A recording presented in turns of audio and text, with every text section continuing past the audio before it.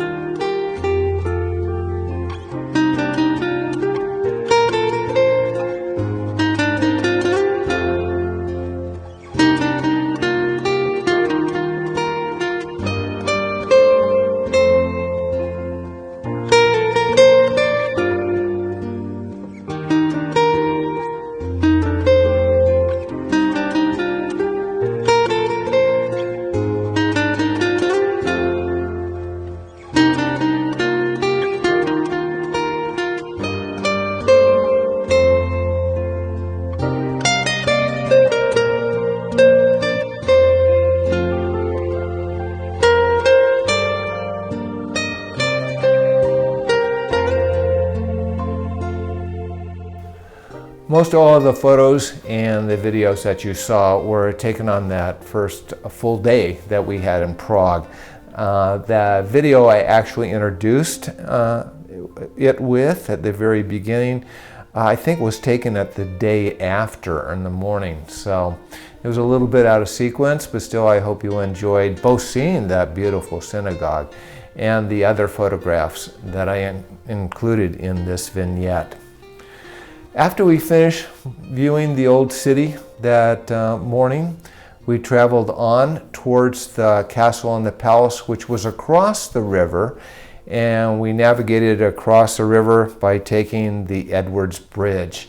What an amazing bridge that is, and of course it's just for pedestrian crossing, not for any cars. So you could stroll across it casually and in a relaxed way, and not only enjoy the different different statues that were along the sides of the bridge, but also the spectacular views looking back at the old city and then looking forward at the other part of the royal old city with the palace and the castle above on the hill.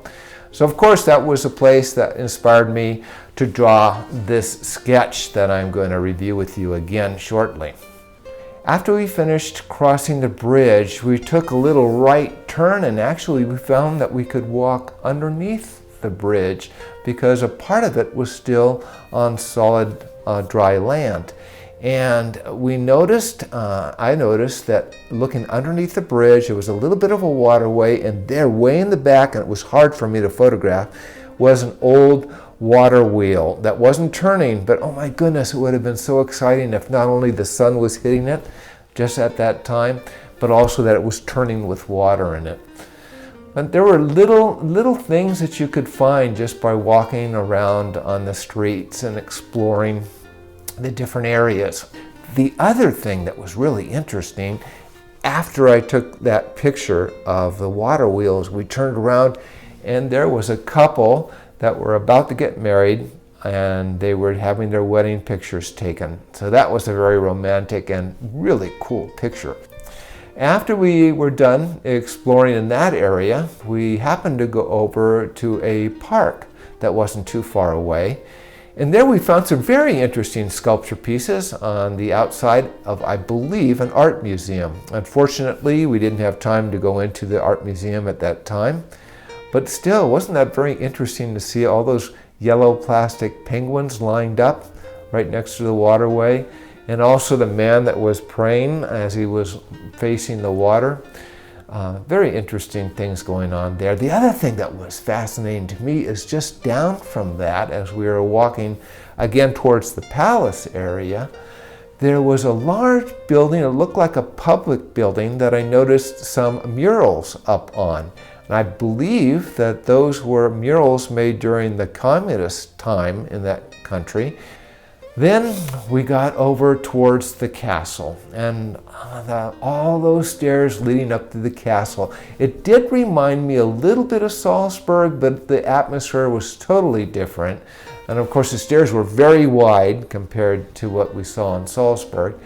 And the view of the buildings, the architecture was different, and just climbing up those stairs and enjoying the view every once in a while, looking over the rooftops, all those tile rooftops of the building.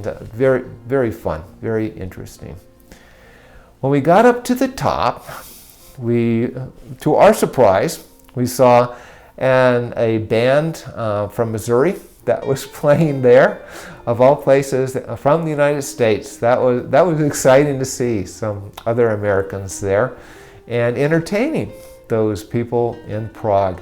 It was very early in the morning, so they didn't have much of a crowd, but they did a terrific job that we actually enjoyed. And then also, as we looked around at the palace and the buildings and the architecture, fascinating, very fascinating. So we enjoyed that area, and then after that we walked down back into the town and enjoyed many other beautiful areas of Prague and the city, both the old city on, you might say, more the royal side, and that part of the old city that was on the other side of the river. And this is, of course, again, the sketch that you saw me working on in the last vlog.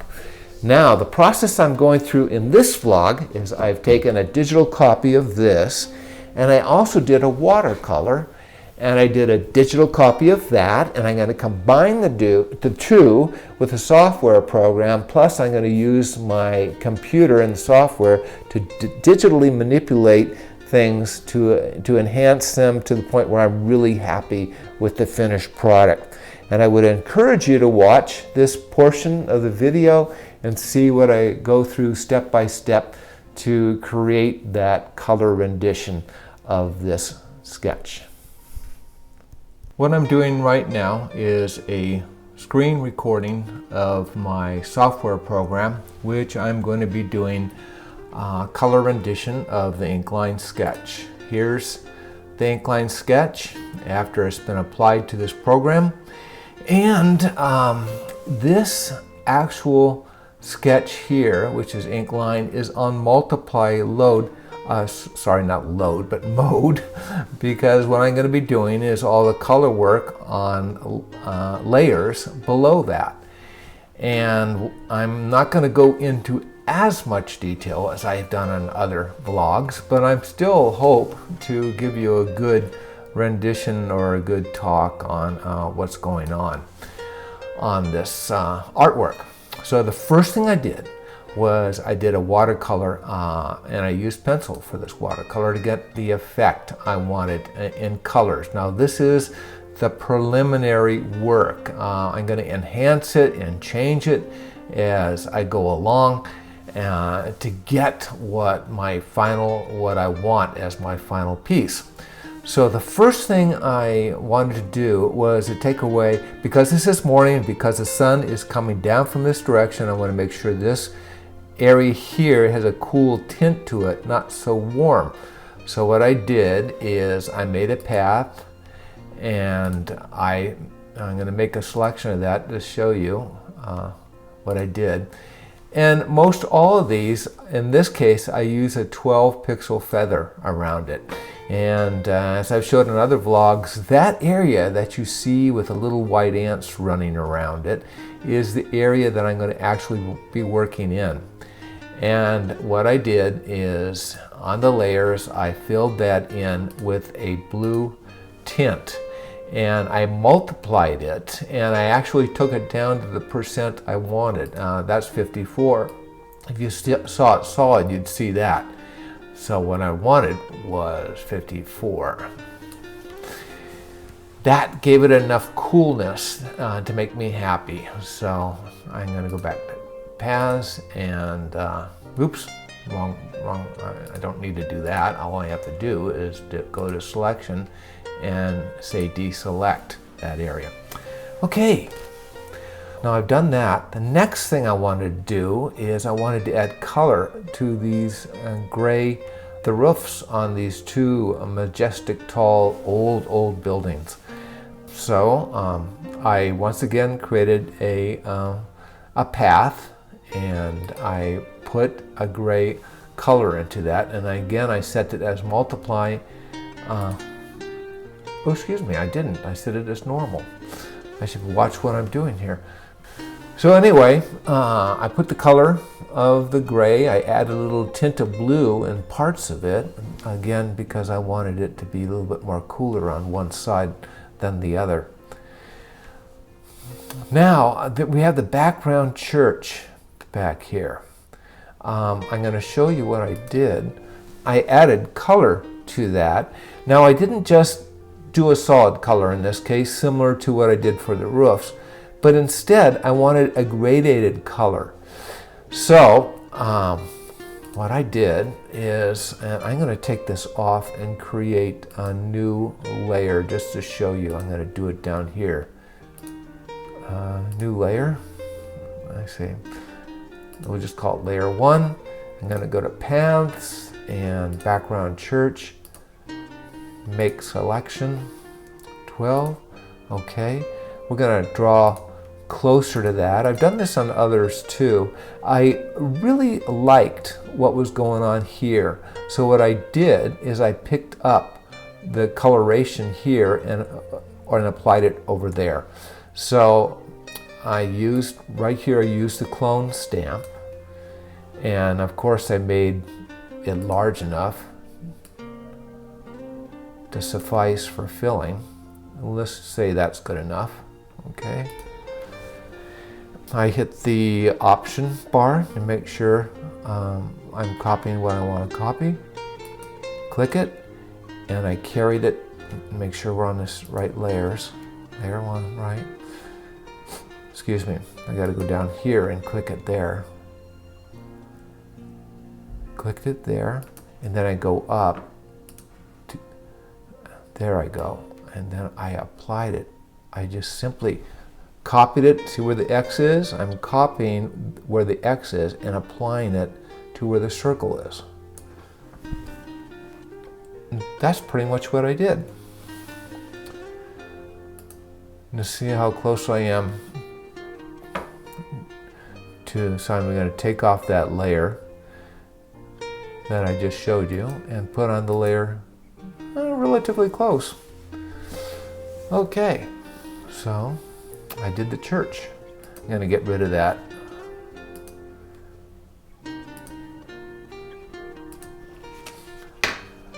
Now, these nice, beautiful roofs, copper on top of the churches.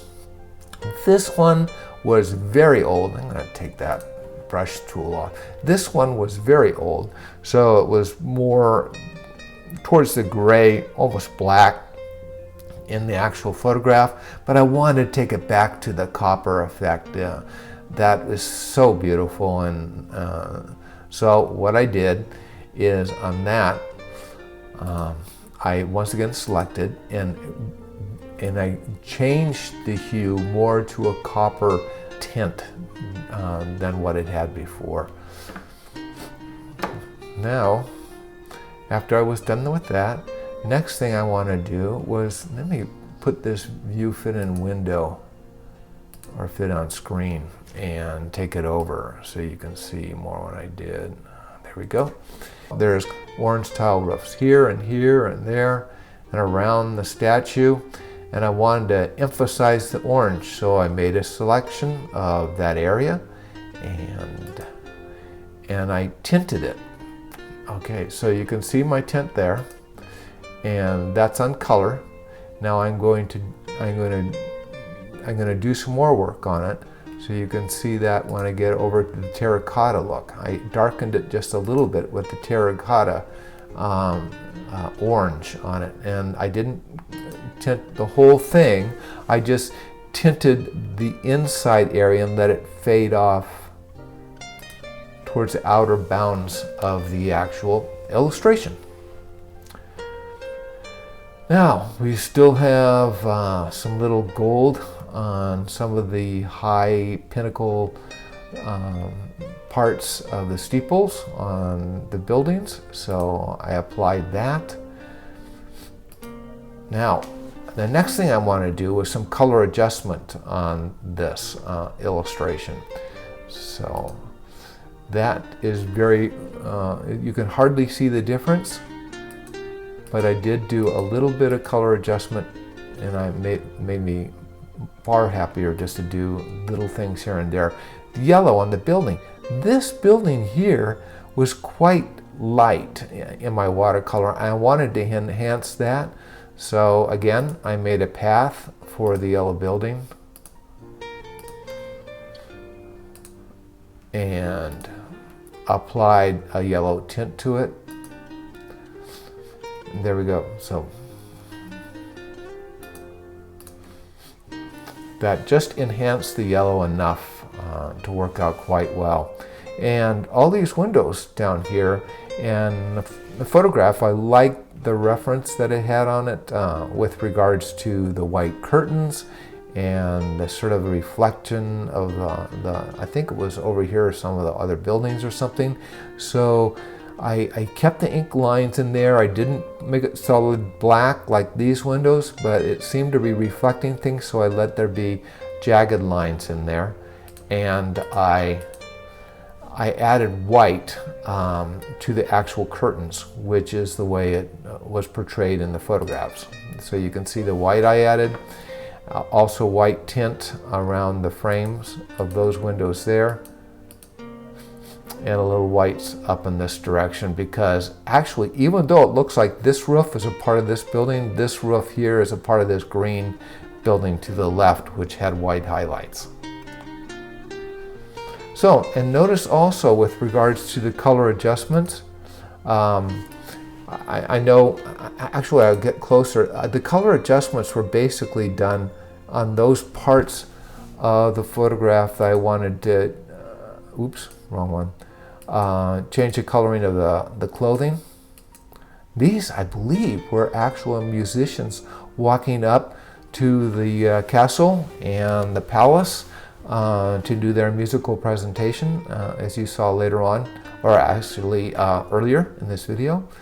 And so I just wanted little color accents in the clothing of the people there and in other areas too. So we're getting pretty close to the finished piece there. We got the white highlights. Now, the last thing I did was I combined all the color. Oh, one more thing I did, excuse me. There's two ink lines here. One is called posterized because it's extreme. It's solid black line and solid clear. You can, but what I did is I tinted those solid black lines so that it would soften the edge of the black on the outer perimeters of the illustration on the foreground and some of the buildings back there. I'll take it on and off so you can see what I did. Some of even the lines in the building were de-emphasized by tinting them slightly. This is pretty close to the finished piece. I did one more thing, and that is that I combined all my color work. What I'm doing is I'm using that filter I like so much, Pixelate Pointilize, to give an effect to this illustration that I think will finish it off quite well. I used a very light yellow, pale yellow, and a darker color in here, but I don't remember if it was orange, but I'm repeating the process just so you can see what I did. And then I'll show you the finished product down the line. What I did is I turned these two off, and I'm just picking up the color work here. Copy merge, that's what I want. And then I'm taking that back, I'm closing that up, I'm gonna paste. Now I'm moving that down. Okay. Now, there's the line artwork, there's the posterized artwork. Okay, so what I did next was I took this, which is all one layer now, all the color, and I hit, I went filter, pixelate, pointilize, and I went for 12, cell size, 12, quite large, and went OK. At this point, I have the new pointillized image. I'll write down that it's pointillized.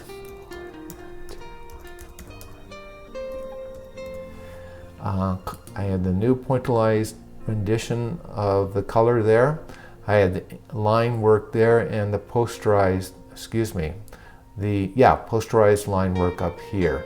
So what I did is I took that line work off, and then because the pointillized filter is affecting this whole area, I want that to be white. And what I did is I pulled up another layer I had to give the white effect, to bring it back to white. And if I select that, you'll see what I mean. This is the white area that I added. Because you can see the little selection lines going up, this is all solid white. So now the enhanced pointillized image in the background really gives it, to me, that feeling and crispness of morning, the excitement of morning, and of course the coloration as the light is coming up early that day. Some of my former videos give you a little bit more detail in the process I go through to achieve this color rendition of the sketch. So I would encourage you to go back to some of my former videos. Sorry I can't tell you exactly which one, because sometimes I cover different details on different videos.